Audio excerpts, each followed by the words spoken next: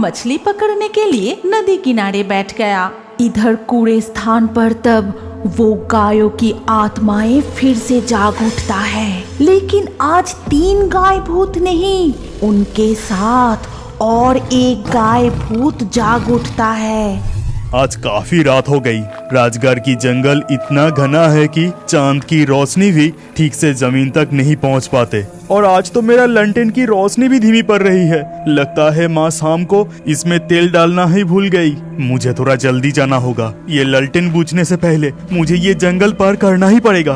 राजगढ़ के जंगल फिर एक विशाल घना बांस झरिया पार करके था खुले मैदान, और मैदान को पार करके था दामोदर नदी, जहाँ गोपाल कभी कभी मछली पकड़ने के लिए जाता था। रात के समय खाली मैदान चांद की रोशनी से पूरा खिल उठता था। जंगल पार करने के बाद मैदान के ऊपर से जो सड़क जाता था, उसके कुछ दूरी पर था बहुत सारे तार के पेड़। उसके ही पीछे था मरे हुए जानवरों को फेंकने का स्थान। ये स्थान सड़क से दूर होते हुए भी वहां से सड़े हुए जीव की दुर्गंध आते ही लोगों को पता चल जाता था कि वहां फिर से कोई मरा हुआ गाय को फेंका गया है। ये गहरी जंगल पार करने के बाद भी चैन नहीं मिलेगा। अब तो यहाँ मरे हुए जानवरों की सड़ी गली बदबू। मन ही मन ये कहते हुए गोपाल चल रहा था। गोपाल बहुत बहादुर लड़का था।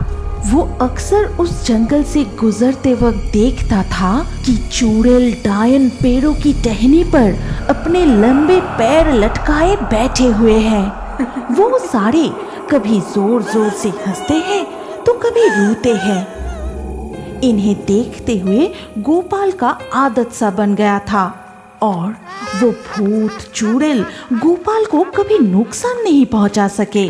लेकिन आज मरे हुए जानवर फेंकने का स्थान पर ऐसा दृश्य देख उसका खून पानी की तरह ठंड पड़ गया।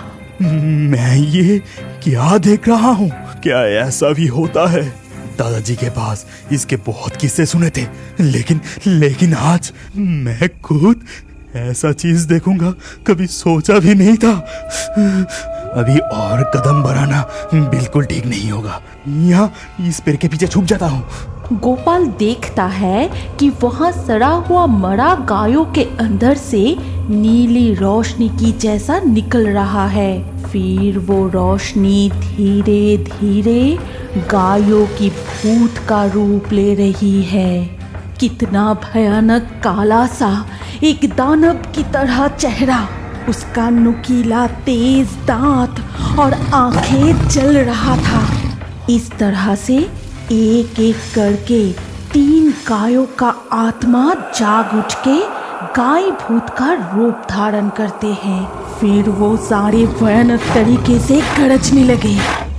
अगर वो सभी गाय की भूत को मेरा यहाँ होने की एहसास हुआ तो वो सभी मुझे जिंदा नहीं छोड़ेगा। उसे देख के ही लग रहा है कि वो बहुत सालों से भूखे हैं। इस वक्त पेड़ के पीछे से निकलना सही नहीं होगा। मैं मेरा लंटेन की रोशनी को भी बुझा देता हूँ। गोपाल अपने लालटेन की रोशनी बुझा दी, फिर मरे हुए जानवर फेंकने की स्थान की ओर ध्यान से देखने लगा। सारे गाय भूत कूड़े स्थान के इधर उधर घूमते हुए भूख के मारे गरज रहा था। ये घटना कुछ घंटों तक चलता ही रहा। फिर धीरे धीरे सुबह के पहली किरण निकल आई। गोपाल तब भी उन पर नजर टिकाए हुए थे। तभी वो देखा सुबह की रोशनी उन पर पड़ते ही सारे गाय भूत अदृश्य हो गए। अभी मुझे जल्दी घर लौटना पड़ेगा। माँ बहुत चिंता कर रही होगी। मैं हर रोज सुबह होने से पहले ही घर लौट जाता हूँ, लेकिन आज बहुत देर हो गया। गोपाल हाथ में लालटेन और मछली पकड़ने की छड़ी लिए घर लौट रहा था। तभी वो कलिया के घर के पास आते ही एक रोने की आवाज सुन के वो रुक जाता है और देखता है कि कलिया के माँ गौशाला में बैठे बहुत रो रही है। हाय हाय हाय, मेरा ये क्या सर्वनाश हो गया। बस कुछ ही दिन हुआ था, बाल्टी भर भर के दूध दे रही थी और ऐसी समय उसे मरना था। हाय हाय हाय, मेरा क्या सर्वनाश हो गया।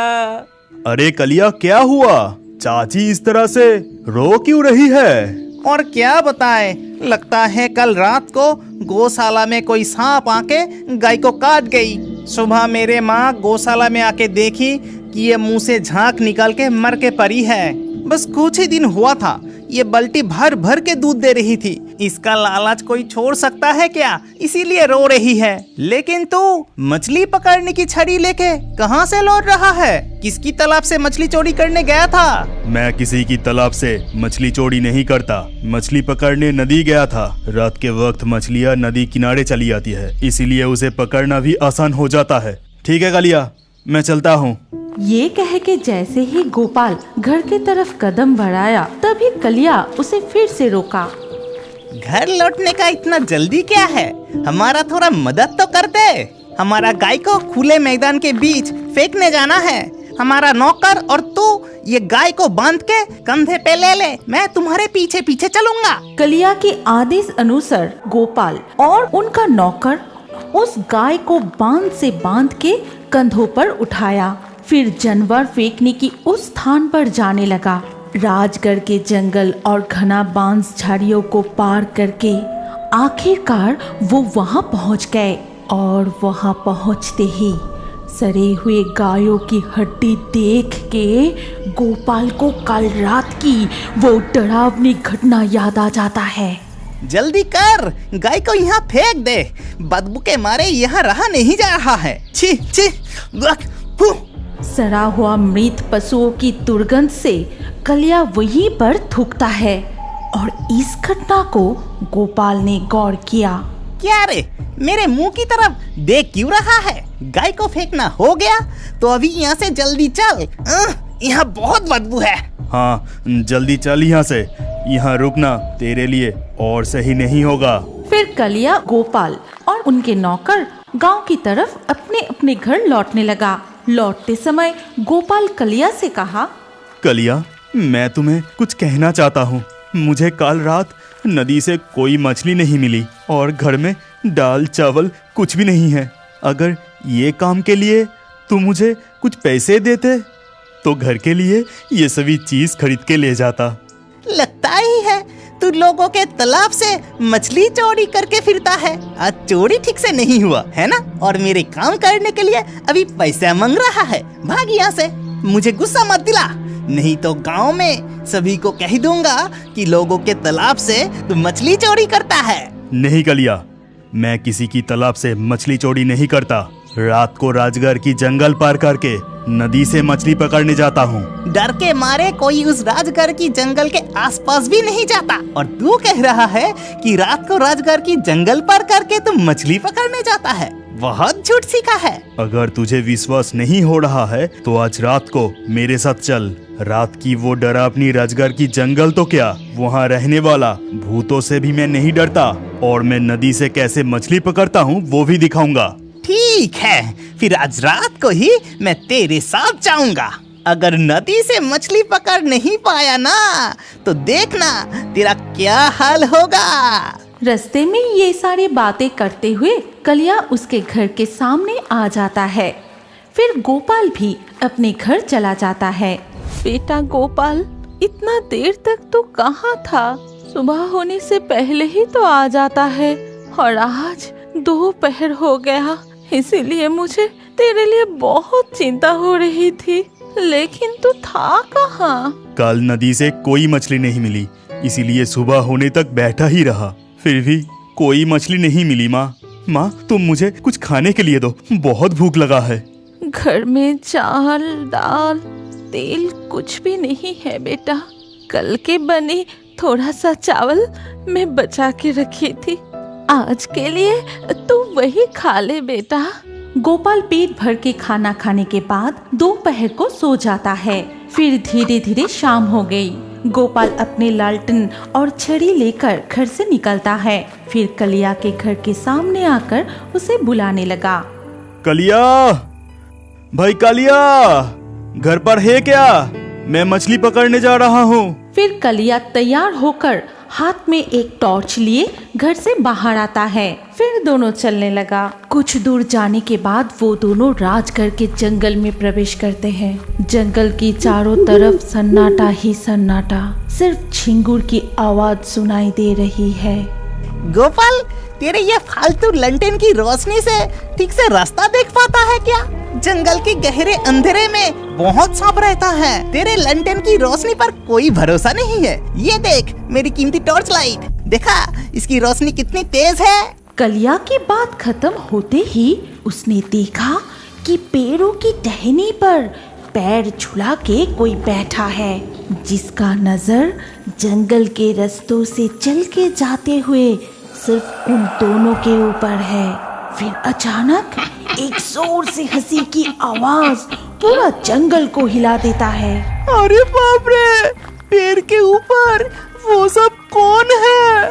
गोपाल, तू तो आराम से चल के जा रहा है, तुझे डर नहीं लग रहा है क्या? चुपचाप मेरे साथ चल और मेरे पास पास ही रहना, और सावधान, इधर उधर गलती से भी मत थूकना। और थोड़ा चलने के बाद ही वो दोनों जंगल से निकल के आ पहुँचे खुले मैदान में। कितनी सड़ी हुई बदबू है। गोपाल, तू मुझे कहाँ लेके जा रहा है, बता तो। अपना मुंह बंद रख, नहीं तो जान खो बैठेगा, और कान खुल के सुन, गलती से भी यहाँ थूकना मत। इससे पहले कि गोपाल अपनी चेतावनी की बातें पूरी करता, तभी कलिया ने सड़ा हुआ मृत पशुओं की दुर्गंध से वहीं पर बार बार थूकने लगा। मैं तुझे बार बार मना करने के बाद भी तू यहाँ थूका क्यों? यहाँ से जल्दी जल्दी चल, हमें मछली पकड़ के लौटना भी है। अरे खुले मैदान, कहीं कोई नजर नहीं आ रहा है, जरा सा थूका तो क्या हो गया? वो दोनों चलते हुए आखिरकार नदी के किनारे आ पहुँचे। फिर गोपाल अपनी लालटेन घाट पर रख देता है और मछली पकड़ने के लिए नदी किनारे बैठ गया। इधर कूड़े स्थान पर तब वो गायों की आत्माएं फिर से जाग उठता है, लेकिन आज 3 गाय भूत नहीं, उनके साथ और एक गाय भूत जाग उठता है। फिर वो सारे गाय भूत मिलकर गरजने लगे। आज सुबह एक इंसान हमारे डेरे पर थूक के गया है। यहाँ उसे हमारे गंध से तकलीफ हो रहा था। अगर कभी भी वो मुझे पूनम की रात में मिल गया तो उस इंसान को मैं चबा के फाड़ के खा जाऊंगा। ये कहकर एक गाय की भूत मिट्टी से कुछ गंध सूंघने लगा और वो गंध सूंघते हुए कूड़े स्थान से निकल के रास्ते तक चला आता है। ये गंध ताजा है। सुबह जो इंसान हमारे डेरे पर थूका था, लगता है अभी अभी इस रास्ते से ही वो गुजरे हैं, नहीं तो आसपास ही कहीं है। ये कहते हुए गाय की भूत जोरों से गरज उठा।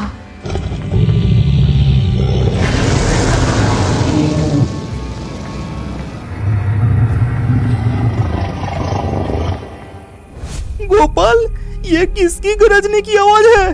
कौन सी जानवर इस वक्त ऐसे गरज रहा है? ए गोपाल, मुझे बहुत डर लग रहा है। ये आवाज गोपाल इससे पहले भी सुन चुका था। अभी ये आवाज फिर से सुनते ही वो समझ गया था कि गायों की भूत फिर से जाग उठा है, लेकिन गोपाल चुपचाप बैठा रहा, मुंह से एक शब्द भी नहीं निकाला। ए गोपाल, मुझे अच्छे से विश्वास हो गया तू नदी से ही मछली पकड़ता है। आज जितना मछली मिला है सो मिला है, तू यहाँ से बस जल्दी चल। कलिया की बातों का कोई जवाब ना देकर गोपाल अपनी छड़ी और लालटेन हाथ में लिए खड़ा हुआ, फिर चलने लगा। कलिया भी डर के मारे उसके पीछे पीछे चलने लगा। चलते समय गोपाल समझ चुका था कि उनके पीछे पीछे कोई आ रहा है, लेकिन गोपाल एक बार भी पीछे मुड़कर नहीं देखा। वो सीधा चलने लगा। जब वो दोनों मैदान पार करके जंगल में प्रवेश करने वाले थे, ठीक उसी वक्त वो गाय के भूत गरजते हुए कलिया की पैर को जकड़ लिया। वो गाय की भूत कलिया को खींचते हुए उनके डेरे की तरफ ले जाता है। गोपाल, मुझे बचा गोपाल, बचा बचा गोपाल, बचा। गोपाल पत्थर की तरह चुपचाप वही खड़ा रहा। वो समझ नहीं पा रहा है कि दोस्त कलिया को बचाने जाए या खुद की जान बचाने के लिए गांव की तरफ भागे। वो लोग तब इंसान जैसा नहीं लग रहा था। अपना चेहरा बदलकर पिशाच के रूप में आ चुका था और मुझे मार के मेरे खून पीने की बात वो लोग कर रहा था। मुझे और कुछ नहीं सूझा। मैं उस कमरे की दरवाजा बाहर से दे दिया और मैं दौड़ना शुरू किया। मुझे पीछे से दरवाजा धक्का देने की आवाज सुनाई दे रहा था, लेकिन मैं बिना रुके दौड़ता रहा। मुरलीधर नाम के एक गांव में 4 दोस्त अमल, रंजन, विकास और विनोद रहते थे। गांव जहां खत्म हो जाता है, वहीं एक पुराने घर के एक कमरे में वो लोग रोज शाम को गप्पे लड़ाने आते थे। रोज की तरह ही उस शाम भी सब वही आने वाले थे। सबसे पहले विनोद वहां आता है और आके बाकी सबके लिए प्रतीक्षा करने लगा और खुद ही सोचने लगा, पता नहीं आज मौसम इतना खराब क्यों है। लगता है बारिश आने वाली है। सब लोग आ जाए, फिर बारिश हो तो भी ठीक है, नहीं तो कौन रास्ते में कहाँ अटक जाएगा। विनोद सोच में डूबा था कि तभी रंजन आ पहुंचता है। अरे तू आ गया? अरे मैं तो सोच रहा था कि मैं ही पहले पहुंच गया। अरे आज का मौसम देख कितना अलग है ना। हाँ, रास्ते भी कितना सुनसान है और घड़ी का समय के अनुसार शाम होने में तो बहुत वक्त बाकी है, लेकिन देख बाहर पूरा अंधेरा छाया हुआ है। अरे एक बार अमल और विकास ठीक ठाक से पहुंच जाए, फिर जितना मर्जी तूफान आए, क्योंकि हम लोग सब एक साथ महफूज जगह में होंगे। वो तो तूने ठीक कहा, लेकिन आज कुछ अलग सा ही मौसम है। पता नहीं क्या अनहोनी होने वाला है। अलग सा तो लग रहा है, लेकिन तू बिल्कुल चिंता मत कर। अरे कुछ नहीं होगा। देख मौसम का अदला बदली तो होता ही रहता है। रंजन और विनोद आपस में बातें कर रहे थे, तभी अमल आ जाता है। कितना अंधेरा हो गया है देखा। मैंने तो सोचा तुम सब लोग आ चुके होगे, लेकिन यहाँ तो देख रहा हूँ कि विकास अब तक आया ही नहीं। लेकिन बाहर बारिश तो शुरू हो गई है, अब वो कैसे आएगा? अरे आ जाएगा आ जाएगा। देख वैसे भी विनोद बहुत चिंतित है, तू फिर से ये सब मत बोल। एक काम कर, दरवाजा दे दे और सीधा बैठ जा। तभी अचानक जोर से बिजली कड़कने की आवाज आती है और कमरे की लाइट भी बंद हो जाती है। अमल दरवाजा दे देता है। तब तक बाहर का मौसम बहुत खराब हो जाता है। इतनी बारिश हो रही होती है कि दूर दूर तक कुछ भी दिखाई नहीं देता है। ऊपर से अंधेरा भी बहुत होते हैं।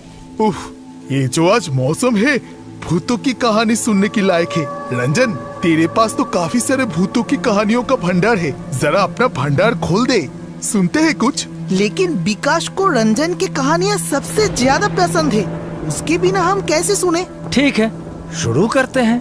उसके आने पर मैं फिर से एक बार दोहरा दूंगा, लेकिन एक टॉर्च अगर किसी के पास होता तो बहुत अच्छा होता, नहीं तो ऐसे मौसम में घर जाने के लिए सबको दिक्कत होगा। हाँ, ये बात तूने बिल्कुल सही कहा, लेकिन भगवान का लाख लाख शुक्र है कि कम से कम हम सबके पास छाता तो है। तभी अचानक सामने ही कहीं बिजली कड़का। बिजली कड़कने की आवाज से सब लोग चौंक उठे और तभी दरवाजे पे जोर जोर से धक्का पड़ने लगा। कौन है? कौन है बाहर? विनोद के पूछने पर भी कोई जवाब नहीं आया। ऊपर से धक्का पड़ता ही गया। अरे कौन है भाई? अरे जवाब तो दे दो, जवाब क्यों नहीं दे रहे हो? ऐसे मौसम में घर से क्यों निकले हो ये तो बता दो। लगता है भूत के कहानी के नाम सुन के भूत खुद हाजिर हो गया। दरवाजा खोल के देखता हूँ, शायद इस बारिश में किसी को मदद की जरूरत है। ये कह के अमल दरवाजा खोलता है, लेकिन बहुत अंधेरा होने के कारण उससे कुछ दिखाई नहीं देता है। फिर बिजली की रोशनी में वो जो देखता है वो देख के अमल बहुत चौंक जाता है। अरे विकास, कब से हम सब कौन है पूछ रहे थे, जवाब क्यों नहीं दिया? अच्छा पहले अंदर आजा। पता नहीं तुझे इतना अलग सा क्यों लग रहा है आज। मुझे छोड़ के रंजन कहानी शुरू करने जा रहा था, इसलिए मैं बहुत गुस्से में हूँ और इसीलिए मैं जवाब नहीं दे रहा था। लेकिन तेरे आवाज को क्या हुआ? इतना अलग से क्यों लग रहा है? अरे कुछ नहीं, भीग गया हूँ ना, इसलिए ठंड में शायद ऐसा हो रहा है। लेकिन पता नहीं क्यों ये विकास के आने के बाद से ही यहाँ पर इतना ठंड क्यों लग रहा है। अरे नहीं ऐसा नहीं है, तूने अचानक दरवाजा खोला इसलिए बाहर से ठंडी हवा अंदर घुस गई। अब सब एक काम करो, चुपचाप बैठ जाओ क्योंकि मैं कहानी शुरू करने वाला हूँ। ये कह के रंजन कहानी शुरू करता है। देखो तुम सबको तो मालूम ही है, कुछ साल पहले मैं एक गांव में एक बैंक में काम करता था।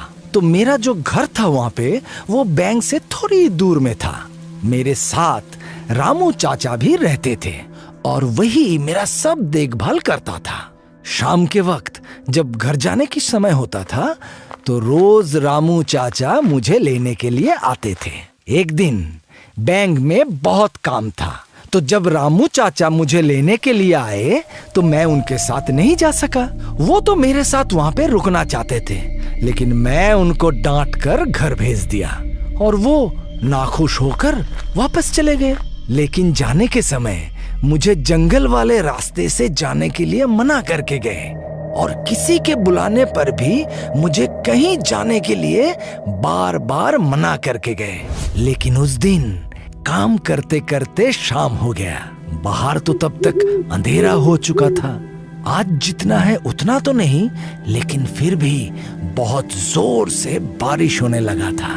लेकिन देर हो चुका है, ये सोचकर मैं बैंक से निकलकर घर के लिए रवाना हो गया और जल्दी घर पहुंचने के चक्कर में मैं जंगल वाला रास्ता ही पकड़ लिया।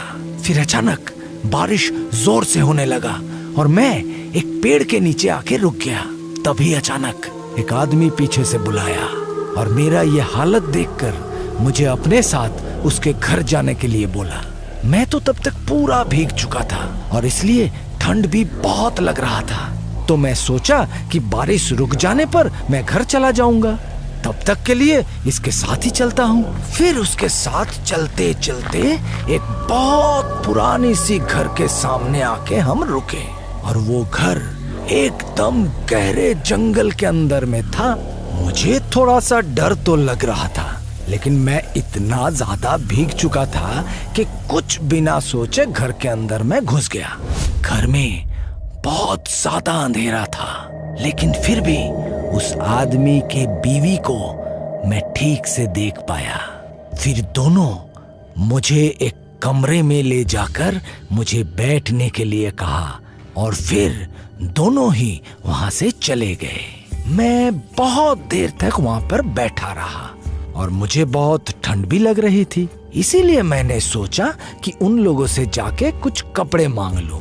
इस चक्कर में मैं उस कमरे से धीरे से बाहर निकला और उससे आगे वाला जो कमरा था उससे मुझे कुछ फुसफुसाने की आवाज आने लगी। उस कमरे की दरवाजा थोड़ा सा खुला हुआ था और उससे मुझे जो दिखाई दिया वो देखकर मेरे पैरों तले जमीन खिसक गई। वो लोग तब इंसान जैसा नहीं लग रहा था, अपना चेहरा बदलकर पिशाच के रूप में आ चुका था और मुझे मार के मेरे खून पीने की बात वो लोग कर रहा था।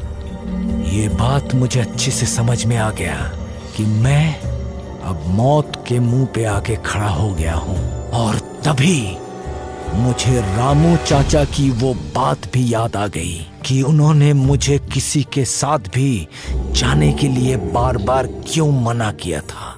मैं तब खुद को कोसने लगा था, लेकिन मुझको बहुत जल्दी अपने आप को बचाने की उपाय सोचना था। मुझे और कुछ नहीं सूझा।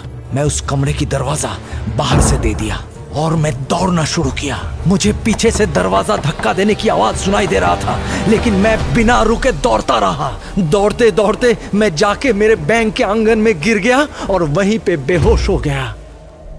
सुबह जब मेरा आंख खुला तो मैं अपने घर पर था। रात हो जाने पर भी मेरे ना लौटने पर रामू चाचा मुझे ढूंढते हुए जब बैंक के सामने गया था, तब उन्हें मैं वहां पे बेहोश पड़ा मिला था। मुझसे सारी बातें सुनकर उन्होंने मुझे कहा कि ये सब उन्हें मालूम था और इसीलिए उन्होंने मुझे जंगल के रास्ते से आने के लिए मना किए थे। और इसके बाद मैं वो बैंक का नौकरी छोड़ दिया। कहानी तो बहुत ही जबरदस्त थी। देखना, तेरे कहानी सुन के विकास का हाथ एकदम ठंड पड़ गया है। तू जब ये कहानी बता रहा था तब मेरा हाथ विकास के हाथों से टकराया 1-2 बार। बिल्कुल ठंडी थी। क्यों विकास, डर गया क्या? लेकिन अमल का बातों का कोई जवाब नहीं दिया विकास। फिर अचानक ही लाइट आ गया। तब सब लोग और भी अचंभित हो गया, क्योंकि वहाँ विकास का कोई नाम और निशान नहीं था। कहाँ गया विकास? बंद कमरे से गायब कैसे हो गया? अरे दरवाजा तो खुला ही है, बंद कहाँ है? लेकिन इतना जल्दी कोई कैसे निकलेगा? बारिश रुक गई है, इसीलिए शायद जल्दी जल्दी निकल गया। लेकिन ऐसे अजीब बर्ताव वो कभी नहीं करता। पता नहीं क्या हुआ। ये कह के सभी अपने अपने घर के लिए निकल गए। किसी को भी विकास का कोई पता नहीं चला। रात को विकास को ढूंढते हुए उसका पिताजी रंजन के घर पे गए। तब रंजन को पता चला कि विकास बारिश शुरू होने से पहले घर से निकला था, फिर नहीं लौटा। वो चिंतित होके बाकी दोस्तों को खबर भेजा, लेकिन किसी को भी विकास कहीं नहीं मिला। अगले शाम को विकास को छोड़ के बाकी 3 दोस्त उसी कमरे में फिर से इकट्ठा हुए। सब बहुत दुखी थे कि तभी अचानक ही फिर से आसपास बहुत अंधेरा हो गया और कमरे की लाइट भी चली गई। तभी वहाँ एक साया आके खड़ा हुआ। मुझे पता है तुम सब मुझे ढूंढ रहे हो। कल बारिश के समय घर से निकलने से पिताजी बहुत मना कर रहे थे, लेकिन मैंने उनकी बात नहीं मानी। तुम लोगों से गप्पे लड़ाने के चक्कर में जल्दी जल्दी इधर आ रहा था।